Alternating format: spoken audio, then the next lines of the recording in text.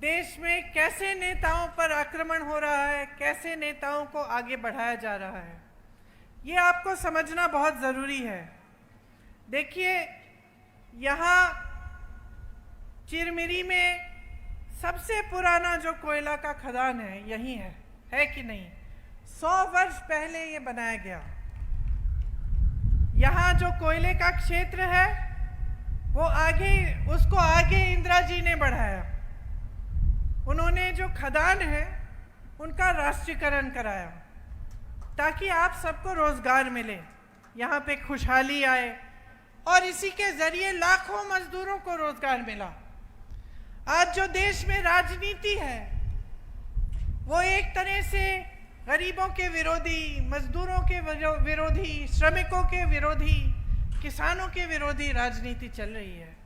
आपको बातें तो बहुत बड़ी बड़ी बताई जाती हैं, खास तौर से जब भाजपा के बड़े बड़े नेता आपके सामने आते हैं, आपको बताते हैं कि देश में बहुत खुशहाली है, अर्थव्यवस्था बहुत मजबूत हो रही है, हम तेज़ी से आगे बढ़ रहे हैं, बहुत चीज़ें गिनाते हैं कि बड़े बड़े इवेंट किए हैं, बड़े बड़े विदेश के प्रधानमंत्री और राष्ट्रपति हमारे देश में आए हैं।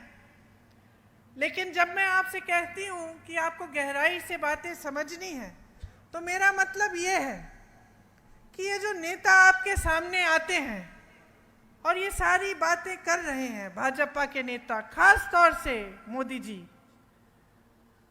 तो आपको गहराई से पूछना पड़ेगा अपने आप से कि भाई ये आपकी बात क्यों नहीं कर रहे हैं? आपकी समस्याएं बहुत बड़ी हैं आज के दिन, है कि नहीं? मेरे भाई यहाँ खड़े हैं, है ना? आपकी बड़ी बड़ी समस्याएं हैं, लेकिन उनकी बात इन मंचों पे नहीं हो रही है। इन मंचों पे जो बात होती है वो बड़े बड़े इवेंट की बात होती है। कोई G20 बोलता है, कोई पाकिस्तान की बात करता है, कोई चीन की बात करता है। आपके जीवन में जिन संघर्षों से आप गुजर रहे हैं उनकी बात नहीं होती। आज यहाँ आप ही के इलाके में हालात क्या है? कई खदानें बंद हो गई हैं, हुए हैं कि नहीं? हुए हैं ना? और कईयों का निजीकरण हो गया है। बघेल जी ने बोला बड़े बड़े खरबपति अडानी जी को दिए गए हैं, कांग्रेस के जरिए ये बनवाए गए। यहाँ पे कोरबा कोल फील्ड्स थी, सुपर थर्मल पावर स्टेशन बनाए, लेकिन मोदी जी ने लगभग सब कुछ आस्ते आस्ते अपने बड़े बड़े खरबपति मित्रों को दे दिया है। यहाँ के खदान, देश के बंदरगाह, देश के हवाई अड्डे, सारी सड़कें, बिजली, पावर, ये सारी चीज़ें अब अपने बड़े बड़े खरबपति मित्रों को सौंप दी हैं। ये सब चीज़ें, बहनों और भाइयों, ये सब संपत्ति किसकी है? ये संपत्ति मोदी जी की नहीं है, ये संपत्ति किसी नेता की नहीं है, ये देश की संपत्ति है। देश की संपत्ति आप अपने आंखों के सामने आपने देखा। जब देश की संपत्ति थी तो रोजगार मिलते थे इन खदानों में, और सुरक्षा भी मिलती थी रोजगार की। आज सरकारी नहीं रहे तो बड़े बड़े सेठ तय करेंगे कि आपका वेतन क्या है, बड़े बड़े सेठ तय करेंगे कि इसको बंद करना है, चलाना है, बड़े बड़े सेठ सारे निर्णय लेंगे। तो जो आपको पहले एक रोजगार की सुरक्षा मिलती थी वो नहीं रही। आज श्रमिकों को ठेकेदारी द्वारा उनका शोषण हो रहा है। आपको ठेके पे नौकरी मिलती है, कितने पैसे मिलते हैं, नहीं मिलते हैं, इस पे कोई रोक नहीं है। मजदूरी कम मिल जाती है, मेहनत करते हैं आप, घर जाते हैं थके हुए, गर्मी में, इतनी गर्मी में, धूल में, खदानों के अंदर काम करते हैं, लेकिन वो मेहनत करने के बावजूद आपकी कमाई पूरी नहीं होती। कई लोगों की ज़मीनें खदानों के लिए ली गई, उन्हें मुआवजा नहीं दिया गया, पुनर्वास नहीं किया गया, रोज़गार नहीं दिया गया, उनको ऐसे ही छोड़ दिया कि आपकी ज़मीन हम ले रहे हैं, किसी को दे रहे हैं, लेकिन आपके लिए कुछ नहीं है। आपका हक बड़े बड़े खरबपतियों को दे दिया गया है। इस ज़मीन पे, इन खदानों पे, इस जंगल पे, नदियों पे आपका हक है। वो हक आपको संविधान ने दिया।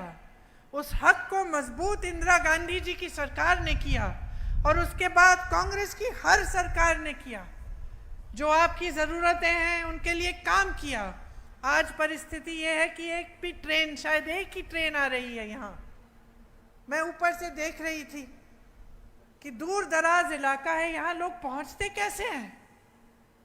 गाड़ी से पहुँचते हैं। मैं यहाँ आई, पूछा तो कहा कि एक ही ट्रेन है दीदी, हवाई अड्डा दूर है, 40 मिनट तो मुझे लगे हेलीकॉप्टर से आने में। तो आप जब गाड़ी से जाते होंगे या आप ट्रेन से जाते हैं तो कितना समय लगता होगा? किसी ने आपको सुविधा दी नहीं, पूछा नहीं। तो जब मैंने आपसे बात की कि किस तरह के नेताओं को आगे बढ़ाया जा रहा है, भाजपा में पूरी तरह से दो तरह के नेता हैं। एक जो सबसे भ्रष्ट नेता हैं, उन सबको इकट्ठा करके उन्होंने अपनी पार्टी में डाल रखा है। जो दूसरी पार्टियों में भ्रष्ट थे, पहले उनके खिलाफ आरोप लगाए, उन पे छापे मारे, उन पे दबाव डाला, उनको ले लिया अपने पार्टी में, और जब उनकी पार्टी में आ गए तो साफ हो गए, पाक हो गए। तो उनके खिलाफ कोई आरोप नहीं, कोई केस नहीं, कोई कार्रवाई नहीं, सब चुपचाप से बंद किया गया। तो एक तरह का नेता है जो एकदम भ्रष्ट है, और दूसरे तरह का नेता जो सारी हवा की बातें करता है, जो आपकी बात नहीं करता। नरेंद्र मोदी जी से लेकर जो छोटा सा छोटा उम्मीदवार है, इनकी पार्टी में जब आपके सामने भाषण देने आएंगे तो आपके बारे में नहीं बात करेंगे, महंगाई के बारे में नहीं करेंगे, जो आप हर रोज़ जो आपकी समस्याएं हैं, जिनसे आप लड़ रहे हैं, आप संघर्ष कर रहे हैं, वो बातें नहीं उठेंगी। तो ये दो तरह के नेता हैं जो भाजपा में आगे बढ़ाए जाते हैं। हम कांग्रेस पार्टी में हमारा प्रयास होता है कि जिन नेताओं को हम आगे बढ़ाएं, वो सबसे पहले जनता के लिए काम करके दिखाएं। जनता के प्रति उनका समर्पण क्या है, उनकी श्रद्धा क्या है, क्या वो नेता समझ रहा है कि जनता ही सर्वोपरि है, कि हमारा देश एक लोकतंत्र है और इस लोकतंत्र में संविधान ने जनता को सबसे बड़ी शक्ति दी है, नेता को बदल डालने वाली शक्ति। हम चाहते हैं कि हमारी पार्टी में जो भी नेता हो, सबसे पहले इस बात को गंभीरता से समझे, क्योंकि जब इस बात को समझता है तब दिन रात एक करके आपके लिए काम करता है। वो मिसाल आपने अपने प्रदेश में देखा जब हमारी सरकार रही। मेरी आदिवासी भाई बहन हैं, हमने पूरा प्रयास किया कि हम आपके लिए सब कुछ जितना भी कर सकते हैं हम करेंगे। आपने देखा होगा कि हमने गौठानों को भी मजबूत बनाने की कोशिश की, आपके अधिकारों को मजबूत बनाने की कोशिश की, आपको पट्टे दिलवाने की कोशिश की। ये सब भाजपा की सरकार नहीं करती। इन चीज़ों पे, इन सब कामों पे रोक लगाती है। आज श्रमिकों का शोषण होता है, जैसे मैंने कहा, पता नहीं चलता कितना वेतन कौन देना चाहता है, वो दे देता है। हम अपनी पार्टी में ये प्रयास करना चाहते हैं कि आपके साथ न्याय हो। बघेल जी ने न्याय की बात की। हमने जो घोषणा पत्र निकाला है इस चुनाव में, उसका आधार यही है कि जो नेता हैं सब आपके प्रति समर्पित रहें, और जो सरकारें रहें वो भी आपके प्रति समर्पित रहें और आपके लिए आपकी सेवा करें। उस पत्र को हमने घोषणा पत्र नहीं, न्याय पत्र का नाम दिया। न्याय पत्र का नाम इसलिए दिया क्योंकि सबसे ज़्यादा अन्याय नरेंद्र मोदी जी के 10 सालों की सरकार में आपके साथ हुआ है। किसी बड़े खरबपति के साथ अन्याय नहीं हुआ, बड़े बड़े उद्योगपतियों के साथ नहीं हुआ, बड़े बड़े नेताओं के साथ अन्याय नहीं हुआ। वो सब आगे बढ़ रहे हैं। वो सोचते हैं आपका वोट ले लेंगे धर्म के नाम पर, इधर उधर की बातों करके, और उनको काम नहीं करना पड़ेगा। बघेल जी एक बार यूपी में आए जब मैं वहाँ काम कर रही थी, और मैंने कहा बघेल जी आप कुछ व्यापारियों से मिल लीजिए, उनसे बातचीत कर लीजिए, उनसे पूछिए उनकी समस्याएं क्या है। तो 1 घंटे बैठे व्यापारियों के साथ, और उसके बाद जब मैं मिली मैंने पूछा कैसी रही आपकी मीटिंग। तो कहने लगे मीटिंग तो बहुत अच्छी थी दीदी, लेकिन एक बात से मुझे बड़ा ताज्जुब हुआ। तो मैंने कहा क्या बात थी? तो उन्होंने कहा कि यहाँ यूपी में जो व्यापारी हैं वो मुझसे सवाल पूछने के लिए झिझक रहे थे, और जब मैं जवाब दे रहा था कठिन सवालों का, और जब मैं कह रहा था कि पूछो, मैं सवाल का जवाब देता हूँ, मैं बताता हूँ हम क्या करना चाहते हैं, तो वो थोड़े से घबराए हुए लगे। बाद में उन्होंने सबने कहा कि हमारे यहाँ ये परंपरा नहीं है कि हम मुख्यमंत्री जी से सवाल कर सके। तो उस समय बघेल जी और मेरी चर्चा हो रही थी कि क्यों है ऐसा, और उन्होंने मुझे बताया क्योंकि देखिए दीदी, जो चर्चा उत्तर प्रदेश में हो रही है, क्योंकि भाजपा की सरकार है, जो चर्चा हो रही है वो धर्म की चर्चा हो रही है, वो जाति की चर्चा हो रही है। तो नेता समझ गया है कि उसे काम करने की ज़रूरत नहीं है। चुनाव आएगा, धर्म की बात उठाएगा, जाति की बात उठाएगा, वोट पड़ जाएगा उसे, कोई काम के बारे में तो पूछेगा ही नहीं। काम के बारे में जो पूछता है उसको दबाया जाता है। तो मैंने जब इस बात के बारे में गंभीरता से सोचा तो मुझे लगा कि बघेल जी की यह बात बिल्कुल सही है कि जो जवाबदेही होती थी पहले, इंदिरा जी को मैंने देखा, राजीव जी को देखा, एक ज़माने में राजीव जी के साथ जब गांव जाती थी डांट पड़ती थी उन्हें गांव वालों से, उन्हीं के जो संसदीय क्षेत्र में अमेठी में डांट देते थे कि भाई राजीव भैया आपने हमारी सड़क नहीं बनाई, आओ चाय पियो बैठो हमारे साथ, लेकिन वोट हम तभी देंगे जब सड़क बनेगी। जागरूकता बहुत थी, प्रधानमंत्री से सवाल उठा सकते थे कि हमारी सड़क क्यों नहीं बनाई। आज वो जागरूकता जो है कम हो गई है। आज आपके सामने नेता आते हैं, आपको उकसा देते हैं, धर्म की बातें कर लेंगे, कह देंगे कि आपका धर्म संकट में है या फिर आपकी परंपराएं सुरक्षित नहीं है, और उसी के आधार पर फिर आपका वोट ले लेंगे। तो फिर नेता को लगने लगा है कि मुझे काम करने की ज़रूरत ही नहीं है, चाहे आपको सड़क मिले, पाठशाला मिले, सही वेतन मिले, रोजगार मिले, उसको कोई परवाह नहीं है। वो तो जानता है वोट तो उसको मिलना ही है, उसको बस धर्म का नाम लेना है। तो ये जो सिलसिला है ये आपकी जागरूकता से ही खत्म होगा। और आपकी जागरूकता कब आएगी? जब आप समझेंगे कि जो संविधान है हमारा, उसने आप ही क्यों शक्ति दी है। जिस आंदोलन में हम सब आज़ाद, ये देश आज़ाद हुआ, उस आंदोलन में जो बड़े बड़े नेता लड़े, किस लिए लड़े? आपको मालूम होगा कि हमारे जो स्वतंत्रता सेनानी नेता थे बड़े बड़े, पंडित नेहरू हों, गांधी जी हों, उन अपनी सारी धन दौलत उन्होंने आंदोलन को दी। वो शोहरत के लिए, शान के लिए, सत्ता के लिए थोड़ी लड़े, वो तो इसलिए लड़े ताकि आपको अपने अधिकार मिले। उनके खून पसीने से हमारा देश बना, आज़ाद हुआ। आज़ादी का मतलब ये था कि आप अपने पैरों पे खड़े हों, आप अपनी सुविधाओं की मांग उठाएं। आपको कुछ अच्छा नहीं लग रहा है, आप आंदोलन करें, आप सवाल उठाएं, आप नेताओं को पटरी पे लाएं, आप दिखाएं नेताओं को कि भाई तुम भटक रहे हो, गलत काम कर रहे हो, मुझे पसंद नहीं है, वापस आओ, मेरे सवालों का जवाब दो।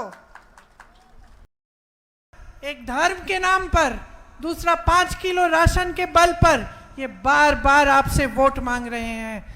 जागरूक बन जाओ, जाग जाओ, इनको बोलो रोजगार दें तुम्हें। ये 30 लाख पद जो खाली पड़े हैं इनको भर के दिखाएं।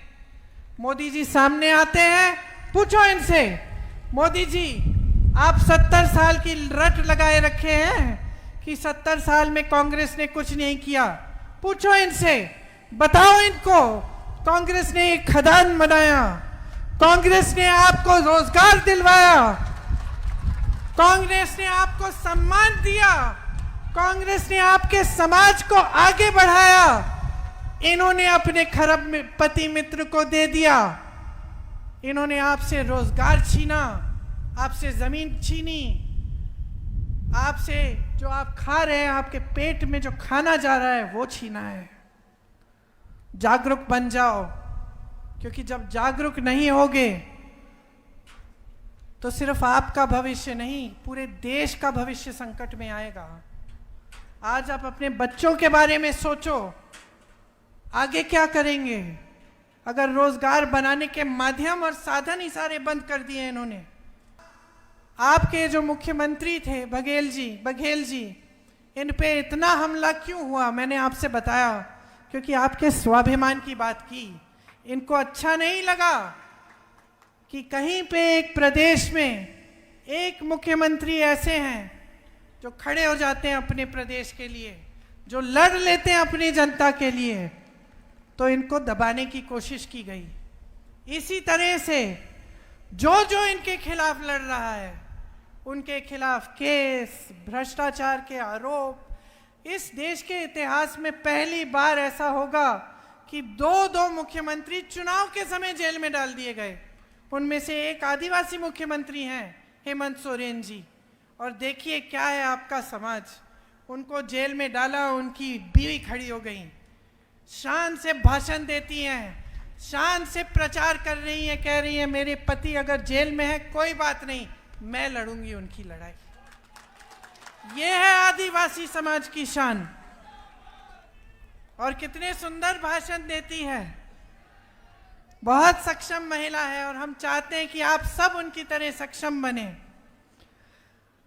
विपक्ष पर हमला हो रहा है, एक तरफ विपक्ष को कहा जा रहा है भ्रष्ट हैं, भ्रष्ट हैं, भ्रष्ट हैं।